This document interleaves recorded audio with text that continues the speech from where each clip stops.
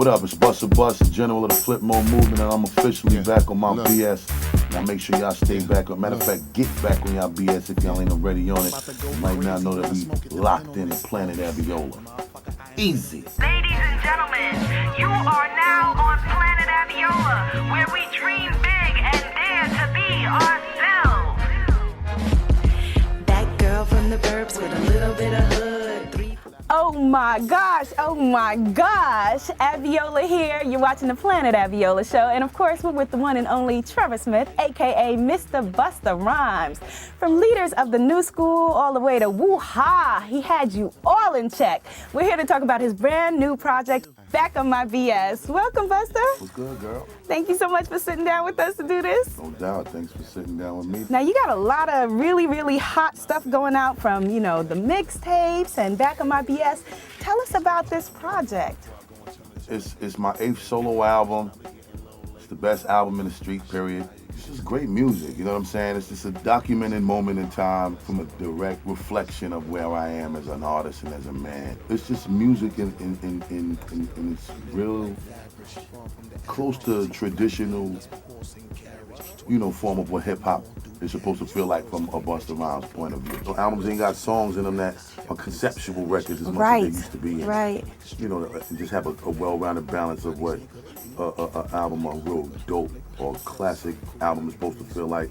And ain't nothing wrong with what's being done now. Right. It's just that balance is needed. So this album helps create the balance. I agree with you. It definitely is an education. It's like almost like, I want to give it to some artists and be like, take this home and study it. Don't come back till you review this. How was it actually working on this album? Was it fun for you? Was it as much fun for you as it is for us? Lately, just life has been fun for me. So, That's you know what I good. mean? I'm able to really get that nut off on this album because I think with the Big Bang album, when I was on Aftermath, I was going through a lot of little situations from a legal standpoint. So, now that I've gotten past all of that shit and, I'm in a space where, there's a lot of new great things happening from, new album to the new label to everything just being embraced by the people in a new way, that's what you're getting, new feel-good everything. Right. Do you feel like you're a misunderstood person?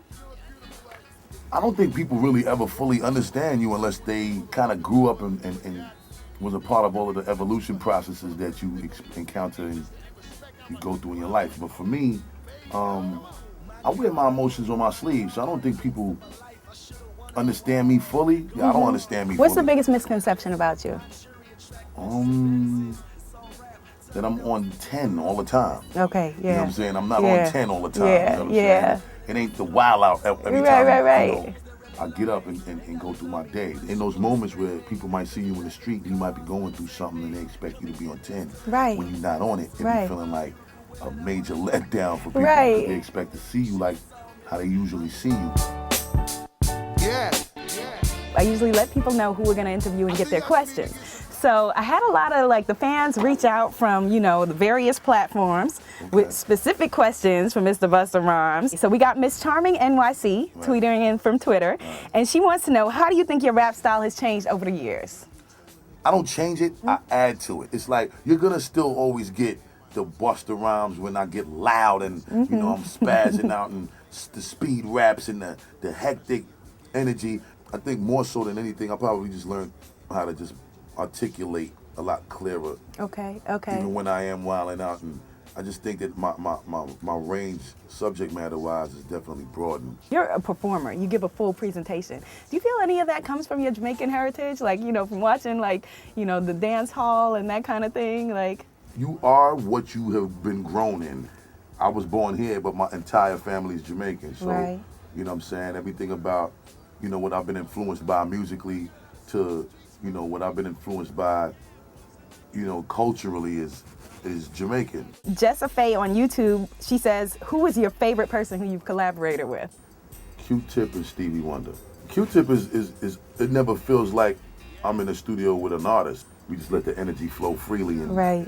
It's usually the most natural and most authentic, free-spirited energy is the one that people usually connect with, because for some reason they just identify with it being genuine. Stevie Wonder, my experience with him was ill because number one, I never worked with an artist that couldn't see. And the next thing was just seeing his process, his recording process.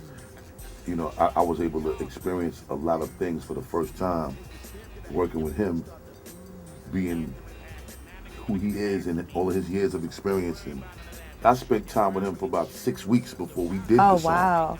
Just in the studio vibing, talking, him telling stories, me telling stories. So that helped open up the floodgate to a lot of information that he just felt I needed to get as a younger brother.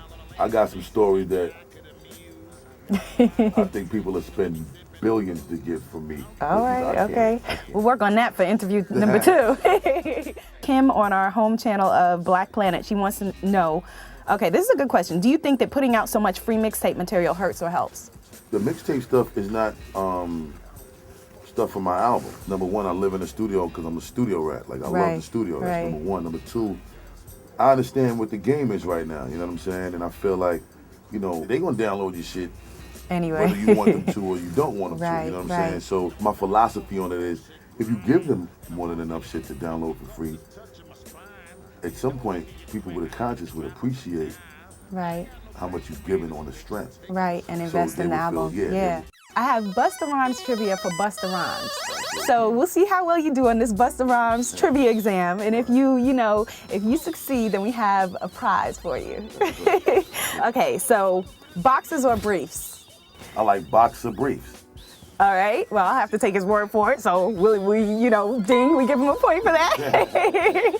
I like boxer briefs too. All right, so number 2, for women, you like stilettos or flats? Stilettos all the way. Stilettos all the way. Okay, ding, ding, ding. That's number 2. He got that one right.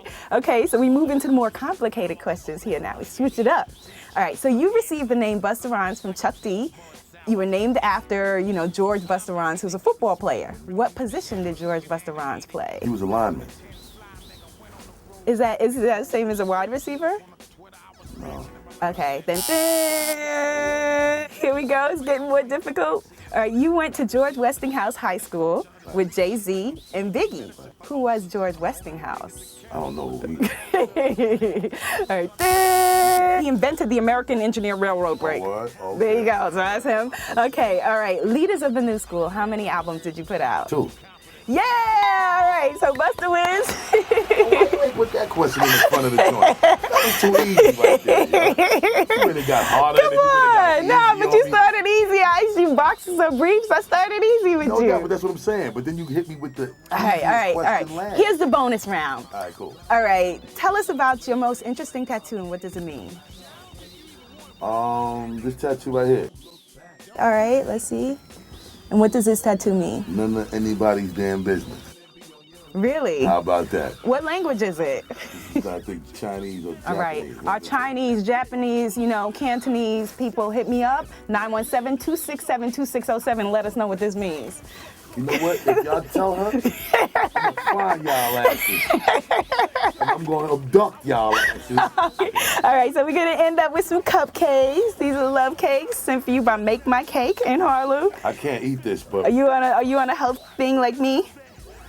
I'm trying to keep you sexy like you. You over here looking all sexy and shit. Thank you. Well, we can toast then. We can toast. This is to your birthday actually, which is coming up. Thank you very much, sweetie. Happy birthday. Thank you. Cheers. Cheers, baby. That's right, y'all. Back on My B.S, the album officially in the streets. In the hood near you, make sure y'all go cop that. Go cop a bunch of them shits. Give them to your children. There's clean versions available at Best Buy and all that. Go get the shit that you need as grown folks so you can hear we really talk that shit. There's going to be a lot of great albums in the street. You know what I mean? It's a great day in hip-hop. Let's come out, let's represent, let's support the music, let's support the culture. And y'all need to get back on y'all BS and go out there and represent. Exactly. Salute. You're welcome. And respect his conglomerate. Motherfuckers better respect my conglomerate. Playing with y'all. Shit. Cheers. So that was Busta Bus, Mr. Busta Rhymes. Hit us up and tell us what you're thinking. 917-267-2607. Hit me up on Twitter at Abiola TV. And of course, dream bigger and love yourself. Bye. See you next time. You're the lady.